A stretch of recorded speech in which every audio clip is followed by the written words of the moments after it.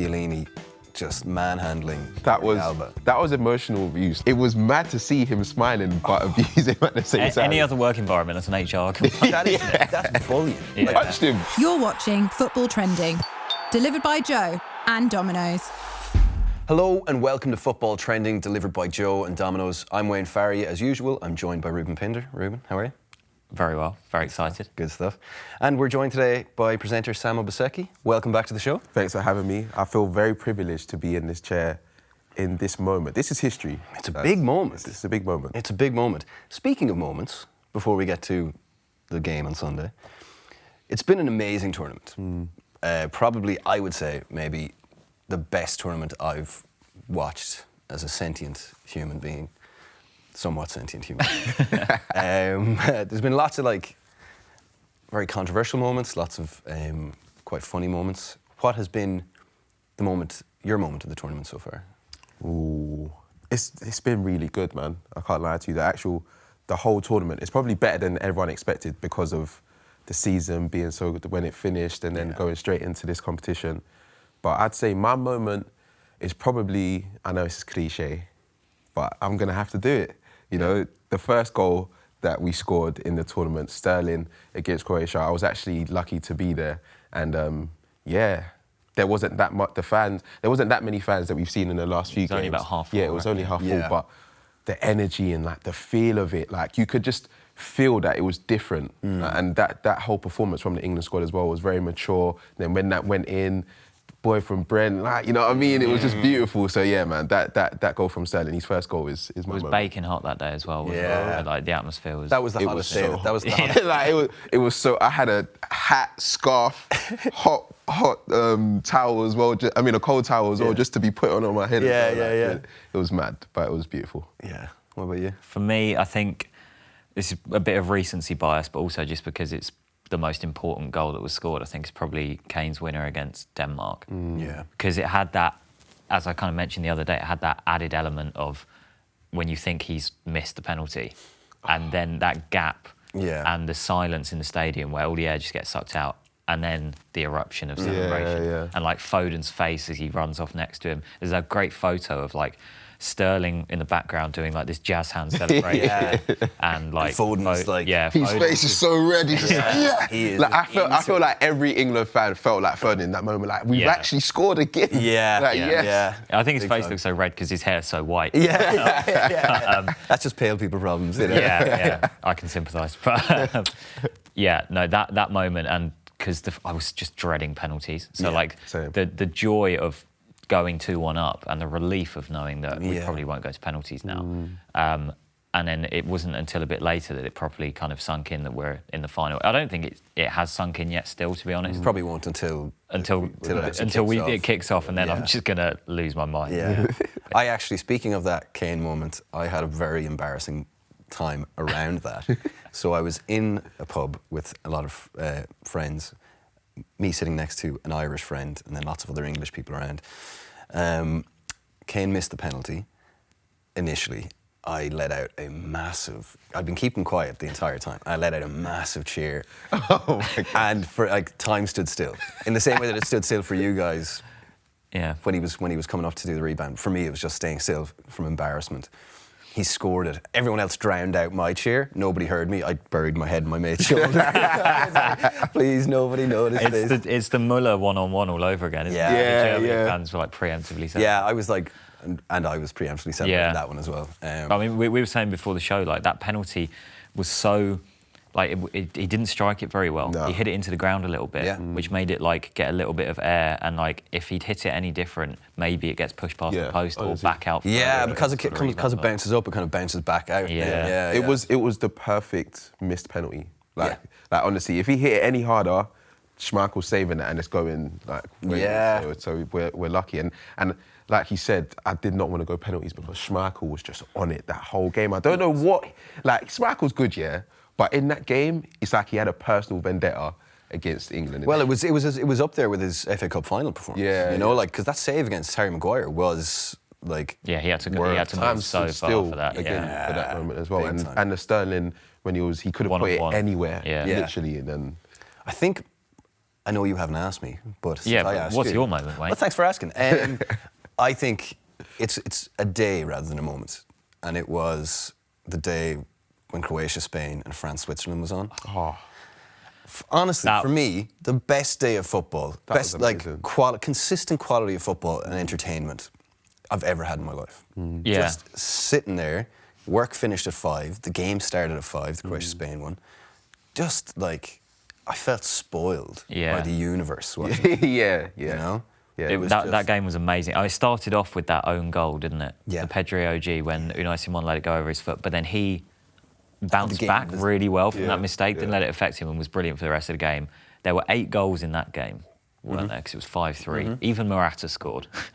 and that was a good goal as It well. was a brilliant goal, Yeah, yeah. yeah. And I then kind of feel sorry for him as well, to be fair. Oh yeah, no Yeah, same. big time. But and then the France-Switzerland game was because at one point you just much like the Spain game, you thought it was done, right? It was 3-1 up. They got like 10 minutes. You're like, okay, France going through. But then the drama, like you say, work finished at 5. I was on late that day. Yeah. Most enjoyable late shift I've ever done. No, Games. big So time. good. It's incredible. One thing you mentioned was that like, kind of everyone expected this to not be a great tournament because obviously like not just last season but the previous season, how that was affected by COVID. It almost felt like it was both seasons were just one. Yeah. And players seemed exhausted at the end of the season, and it just the way players have been able to like find that extra level and that extra gear. Every single team as well. There's no team that really has been like really, really, really bad. Yeah, like you actually have to give apart it from to them, Turkey. to be fair. Yeah, apart from Turkey. I was going to say that. We're but I back feel, with the Turkey slang. Like even North Macedonia, like there's been players in each squad that you can see, like there's a lot of quality at this tournament, and that's shone through. Switzerland, like Austria giving Italy problems in their last 16 game. Like, it's just been a tournament filled with quality. So yeah, we've been spoiled, man. Even Hungary, like in the group of death, they gave it a really good go. They were very and unlucky almost not got to get out of through. there. They were And unlucky. I completely agree, and don't think that could really be said of Euro 2016, where there was a lot more teams that were quite crap. Yeah. Like, Yeah, it did feel maybe because that was the first year of the kind of the expanded tournament. Yeah, but it Maybe that worked was really also well kind of this just a time. mental thing in people's minds because you're like, there are these extra teams, Yeah, so it's going to be a little bit worse. diluted. Yeah. Whereas the quality is not diluted at all. Yeah, No, yeah. it's incredible how much energy. If anything, it just reiterates to you quite how fit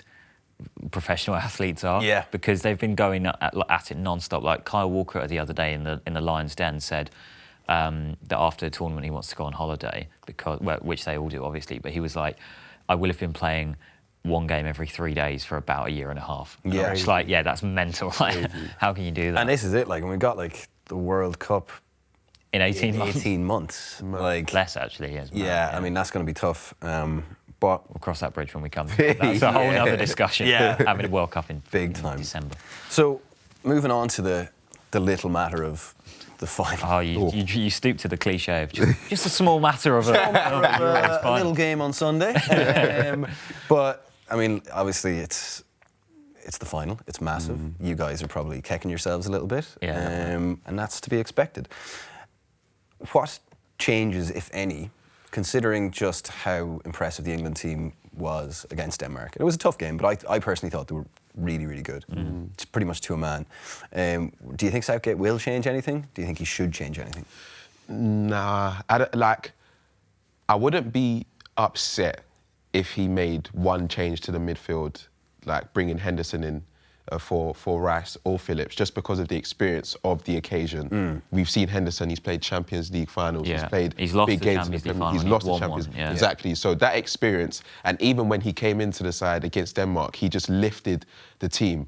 But at the same time, I feel like having that coming off the bench is really good as well. Yeah. And that's why I kind of like this team. Not kind of, I love this team. But that's why I really like the way Southgate's like treated this team. Everyone wants to be involved. Everyone understands that the role that they play. Henderson coming off the bench, Sancho, all these other players. And it's just like, if he does make a change, I wouldn't be upset because I trust in Southgate wholeheartedly. But at the same time, this team has got us to the final. They had a few moments against Denmark. Rice and Phillips didn't have the greatest start to the game, but they grew into it. They big time grew into it, yeah. So, yeah, if I was Southgate, which I'm not because, he's amazing, I wouldn't amazing make any too. changes. Oh, mate. Yeah, if as you say, if there are going to be any changes, I think right wing might be up for grabs. So like formation-wise, he'll stay with the same shape because Italy play 4-3-3. We'll play a system that matches that. Reverting to a back three like we did against Germany, I think would actually backfire massively because we'd just be even more outnumbered in midfield. So I think he'll stay with the same shape. I don't think he wants to break up this Rice and Phillips partnership because defensively they're quite solid. Well, they're very solid, but with the ball there, it can be a little bit frustrating. Like I've lost count the amount of times that Rice has had the ball and you think there's a pass through the lines on and he'll play it sideways. It's such a cliche. Yeah. A lot of midfielders get accused of that. Like Giorgio, that's nonsense. He passes through the lines all the time. But with Rice, it's actually true. Yeah. But still, it's very important that we stay solid against his team. Yeah. And we haven't lost with that partnership starting in this tournament, so why would you change it? And you can kind of... Henderson almost kind of has a role akin to Grealish, but very different. Yeah. In the sense that, basically, if you start with Henderson, Rice, let's say, won't bring that level of calm if you do bring him on. Yeah. In the same way inject some chaos, wouldn't he? Yeah, exactly. Come on, like for, to start a rave with Jordan Pickford or whatever. But Henderson brings that level of calm and that maturity, which is nice to have come on. In the same way that Grealish, it's great to have that level of like, just kind of, he's a nuisance. You know what I mean? And he's going to get at people. So, I mean, I think he probably will stick with the same team. Yeah. The only position that I could maybe see changing is, as I said, on the right wing. Because so Saka has been very good. I think his best game was his first game against Czech Republic. And he was useful against Germany, and he was useful. He's had moments. He got a really good assist against Denmark. Like, it was no goal, but let's call that an assist. Really good run, really good cross. So he's, as you said, he's had really good moments. But I think like with Italy playing Emerson at left back, surely he's tempted to maybe play somebody like Sancho. I don't know. I think with the way... It would be a huge call to throw Sancho in now. Yeah, 100%. But we've seen that he trusts all of his forwards. Like, even throwing him in against Ukraine, obviously you can say that it's Ukraine, but at the same time, the level of game, you still put a lot of pressure on him and he performed. So I would understand it, but at the same time, Saka, that running behind that he done for the assist, that is the reason he started. Do you know what I mean? Because Kane has been dropping in deep. A lot of people have been complaining about him being that type of forward and dropping in. And I feel like Southgate's accepted that this is what you're going to do, this is what you're good at as well. Yeah. And Saka and Sterling are those wingers that literally always make those running behind. Like, they're always looking for it. Yeah. If you play a Grealish, a Foden or a Sancho, yes, they can make those runs in behind, but it's not as natural. Yeah. Like no, Saka, it's a little more static, isn't it? Yeah, 100%. Yeah. And the important thing is that basically Kane and Mount don't get in each other's way too much. Yeah. But Mount's, like, against Denmark, he was peeling off to the wings a lot when Kane was maybe dropping deep and Sterling was then running in behind into the central area. So, like, Mount's intelligent enough for him and Kane to work in tandem in that position. I think Mount's role against Italy is going to be massive. Oh, yeah. On to Giorgino. Stick on him. Stick to him like glue and don't let him have any time, because I really rate Giorgino. He's had a brilliant tournament and he's a really talented and intelligent player. He doesn't like being pressed. Yeah, he can be stopped, 100%. Yeah, yeah. Like, we've seen it. And Mount is the perfect player to do that. He's a modern number 10 with bags of energy and obviously like a great delivery, great striker of the ball. With the ball, he's brilliant. Yeah. Without it, he's also brilliant, which is why Southgate loves him so much. Yeah. So if you can stop Giorgino having time and space to thread these balls through to Barella and Verratti, then you kind of win half the battle. But then I wouldn't try and play through them either, because obviously Rice, Phillips and Mount are not going to be able to dominate that with the ball. Yeah. It's interesting, though, in the sense that considering all of the debate and anger and fume over Southgate's selections at various times, there's probably him right now, there's probably never been a more trusted England manager. Ever. Yeah. Maybe apart from like Alf Ramsey on the eve of the 1966 final. Did you see those stats recently, the kind of popularity things where he's now like more popular than Churchill or something? No, he doesn't. In England, that's insane. That's nuts. But he actually, like, he's built that trust. Yeah. Like, he's built the popularity in a sense. Because when he came into the job, I watched a documentary that they put out. He came into a toxic environment. Really. Like, he had a job to turn the whole nation into supporting the team. Like, you don't really see that at other nations. So the job he's done and the fact that he's so, like, tunnel vision, like, it's my way, I know these players, they trust me, I've worked with them since they were under 21s. Yeah. I'm going to bring in the players that I think can do the job, and it's genuinely beautiful to see, like, everyone like getting behind him, and not obviously you get the odd few fans saying, "Oh, why do you take Grealish off when this?" But it worked. Yeah. You know what I mean? And that's what he's proving. Everything he's done is working. Because even as recently as 2016, when he took over, the most recent knockout defeat was the Iceland game. Yeah. And then he only got the job because of the way that Big Sam was dismissed in really awful, it was just an absolute mess, wasn't it? Yeah. And the squad was crap as well. Yeah. If you remember it, at the start of, it wasn't terrible, but it was nowhere near as good as it is now. If you're at the start of Southgate's tenure, Jake Livermore and Eric Dyer started a lot of games in midfield together. Yeah. Jake Livermore and Eric Dyer. Yeah, that's right. That's right. Rice Phillips is similar in profile, but in the levels of quality, Ability, it's so it's much different, higher. Yeah. No, Jake Livermore and Eric Dyer should not be the answer to any question. I remember us playing France in Paris with those two in midfield, and it was 3-4-3, and Cahill was playing and Smalling was playing. I think Oxlade-Chamberlain started in attack, or at wing back maybe. Yeah. And it's just, I long way. Yeah, we've come a long way. A massively long way. Italy too have come a very long way from not even qualifying for. Did they qualify for the World Cup? No, they didn't. They had, was it a playoff against Sweden? Yeah, and they lost. They lost it over 2 legs. Yeah, Buffon, I remember seeing him in tears. Yeah. He's always crying. Yeah, any excuse. But Italy have come a long way. And I mean, it's kind of, I'm sure for them, it's like every team as it got to the Final Four, it was everyone has their own narrative and stuff like that. One of the standout moments from the semi was Chiellini just manhandling Alba. That was emotional abuse. I feel like that it was. He genuinely he worked him in. It was mad to see him smiling but abuse him at the same time. Any other work environment, that's an HR complaint. That's bullying. He punched him. I wrote an article on it and I called it victimization, which is what he did. But it was so clever because he did it with a smile on his face, as you said, and it was a situation kind of like all of us have probably had in school at some point, where there is that bigger guy and he's messing with you, but it's not quite obvious enough that for them to get teachers to get involved. For a reaction to happen. Because if Alba had reacted then, being come on, he's the bad guy then. So my question is, right, if Chiellini targets an England player, which he will, it'll be a case of who he targets rather than if. If he does, which England player would you feel most confident to be equipped to deal with that? And which England player would you be afraid to come face to face with, that just him acting like a big uncle? I think, I actually think Kane would be able to handle it. Yeah, 100. Because Kane is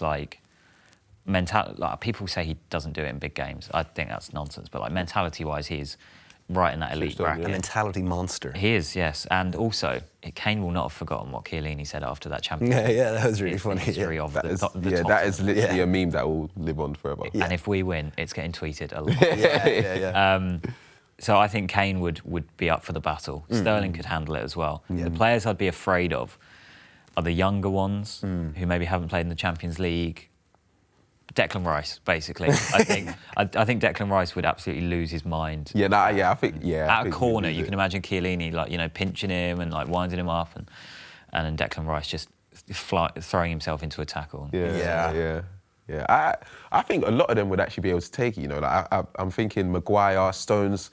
Them man, they get stuck in. You know what I mean, I remember the Stones celebration. I think it was in Colombia when everyone was running towards Pickford. He's just there looking at the Colombia team hey! He probably turned around as he ran, didn't he? That way, it was great. So I think even Shaw, Sterling. Shaw's been through enough. He can take it out. You know what I mean? He's dealt with Jose. Yeah, he's also really big, Shaw. He's a stocky lad. Yeah, so he's 6'2" as well. Yeah, you would not think either. Yeah. He's 6'2". I think so. But because he's so stocky, he doesn't look. He doesn't look it. I may be wrong on that. He's at least 6 foot. Yeah. Oh, mad. Yeah. So which player do you not think would be? I know you don't want to put any of your boys in. Yeah, that's I was trying to avoid that. Maybe Saka, because obviously he's young. Yeah. You know what I mean? I still think he'll be able to hold his own, but he'll be a bit intimidated. That's Chiellini, defensive legend. Yeah. You know what I mean? If he's giving you a little noogie on your head, you're gonna just take it kind of thing. I see Saka being that guy. So I'll say Saka. I wouldn't want him in that situation. But then you can imagine if Chiellini does that at, say, a corner, and he's trying to shake him about, whatever. Then 5 minutes later, Saka gets the ball on the right wing, turns somebody, and just locks eyes with Chiellini. Then here we go. And you know what? You could, if he does go for one of the younger kind of lads, I could see him doing it to Foden. Like, if Foden gets on the pitch, I can see him like targeting him. But you could see England having one of their Roy Keane in the Highbury tunnel moments. Pick on someone your own size. And nothing would lift this nation more than seeing Harry Maguire go over and defend. It would have to be Maguire, or it would be Henderson still in his tracksuit. Yeah, and Mings. And Did you see Mings and Cody carrying Saka off? Yeah, that was quite lovely. Yeah, trusty. You can imagine the whole team in the tunnel, just like, tunnel vision, so to speak. And then, Chiellini just like sort of leaning over, pushing Phil Foden, and Henderson as he walks out. It's just like, none of that. Mate. It wouldn't sound as... The Roy Keane Vieira moment that you're referring to is absolutely iconic. And the way Roy Keane speaks kind of like, it carries him. amplifies it, Maguire and Kane don't quite have that. Yeah. Gravitas in their voice, let's say. No, true. For Sunday, if England win, and we're looking back on it, how will they have won it? How do they beat this Italy team? I think it's a cliche, but the midfield is obviously key in these long games. Like, if you can dominate the midfield and you can dominate the ball, it's good for your energy levels. Like, you'll probably create more chances, etc. I don't think we're going to be able to do that. So instead of focusing on keeping the ball in midfield or trying to play through the middle and get the ball to Kane, I think we need to keep the ball out wide. Yeah, keep it out wide. Insigne, as good as he is, not the most keen on tracking back. Say the least, I don't know whether Chiesa or Berardi are going to play. They're obviously a massive threat going forward. But if we can get the ball to Walker and Shaw, who Walker hasn't had the best tournament, but I thought against Denmark he was amazing. Moments. Yeah, he's had the Denmark game. He's cool. And he's just a world-class player. Yeah. If we can get the ball to him and Shaw, and then get the ball to Saka and Sterling from them, and then they can target players like Emerson and Di Lorenzo, who in the whole Italy team, they're not like, well, Emerson is a weak link, Di Lorenzo is fine, but they're the two of the lesser talented players in that team. If we can target them out wide, then I feel like that's probably where we're going to get the most joy, because I can't see Phillips and Mount kind of bopping it around. Yeah, 100%. And the Italy defence, they're going to be scared of Sterling and Saka getting at them, because Sterling he's not even been reborn, because his season wasn't that bad. It's just that he wasn't playing as much as he's used to, But this is the Sterling that we were used to before he was at City, just taking on 3 to 4 players. Like, you're seeing players swarm him, and he's embracing it, like he's enjoying it. And it's every game, even the way he started against Denmark, I think the first time he got the ball, he just went at them straight away.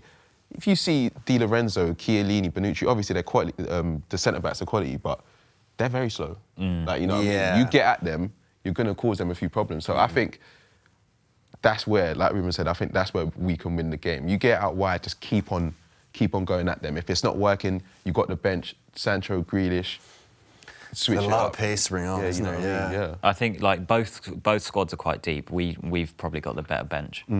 So yeah, I mean, like if Saka and Walker do their best to like run at Emerson, and then on 75 minutes it's still 0-0, and you see Jadon Sancho's number come up, Emerson is going to think, oh, for God's sake. It's long, isn't it? Yeah, that's going to be long. And even our defence as well, though. Like, that's like everyone's always talking about the Sterling dive. I think he was touched. It was light, but we'll take it. I think he went down easy, but we would all do the same thing. Yeah, and it's a pen. Yeah, I think it was a pen, but I hear the argument on the other side. But at the same time, our defence has genuinely been quality. Kyle Walker, his recovery runs has been amazing. Yeah. Since Maguire's been back in, he's been solid. Stones, solid. Shaw, quality. So when I'm looking at the Italy front three, of course they can cause problems, but the goals that I've seen them score against Belgium and Spain, I've seen players dropping off them, and I don't think we're going to give them that space. No. So I think if we can do well enough to shut them out, then we nick a goal, I think it'll be us. And like Walker's so good 1v1 because of his pace. And like even if you get in front of him, he's going to catch you up. Yeah. So like, I mean, it might be famous last words, he might cut inside and score a banger, but like I'm less afraid of Insigne than I would be if, say, Trippier, like Trent if he was fit, or James, if they started, I would consider Insigne much more of a threat. But I think like if Insigne gets past Walker and comes inside, he'll be able to catch him up. And like obviously there is that physical disparity between the two as well. It doesn't seem to affect Insigne a lot of the time. He's still one of the best players in Italy. Yeah. But like there are areas in the pitch where they're good players. We can dominate them in other ways. You know what I mean? Yeah. So guys, before we go, I generally ask the people on the couch a question, and today is no different. So, tell me this, and I apologise to any Italian people watching right now. Sta tornando a casa? See. See. What sort of England fans will we be if we didn't say yes at this point? It's coming home. Yeah? It's coming home. I just pretended like I knew what he said. So you said C, so I'm going to say C as well. So I'm guessing you say, is it coming home, right? Yeah. Well, that's what Google Translate tells me. Perfect. Tornando a casa. C. Yeah. C. It's coming home. C. Yeah. We don't speak much Italian, sorry. Fair enough. Guys, thank you very much. Enjoy the game. I'll try. And I will be rooting for one of the teams involved in the game. You've been watching Football Trending. See you on the other side. You've been watching Football Trending, delivered by Joe and Domino's.